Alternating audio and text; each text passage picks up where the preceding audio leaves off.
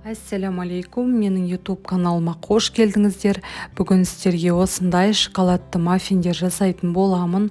Каналыма міндетті түрде тіркеліп, пікір қалдырып, қоңыраушаны басып қойыңыздар. Менің басқа да жаңа видеоларымды жіберіп алмайтын боласыздар. Бізге қажетті заттарымыз: какао, жылы су, ұн, разрыхитель, ас содасы, тұз, қант, жұмыртқа және де ертілген сары майымыз қажет болады. Ең алдымен бізге жылы суымызға какаомызды салып, барлығын жақсылап араластырып, яғни бөлек қойып қоятын боламыз.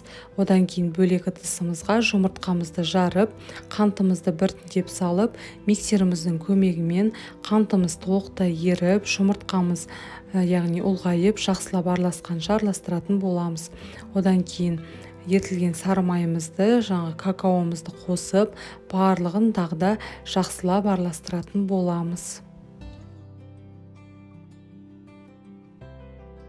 Ең соңында ас содасы, разрыхитель және де тұзымызды, ұнымызды біртіндеп салып, тағы да массамыз біркелкі жақсылап араласқанша миксермен жақсылап араластырып аламыз.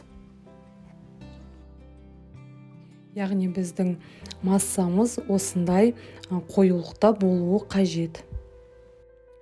Кекстің формасын өз қалауларыңыз бойынша ала берулеріңізге болады. Менде осындай арнайы кекстің қағаздары. Осы формамызға қамырымызды, яғни толтырмай, жарты көлемде ғана құятын боламыз. Духовкаға салған кезде бұл тағы да 2 есеге ұлғайып пісетін болады. Қызып тұрған духовкамызға 150 градуста 25-30 минут көлемінде пісіреміз.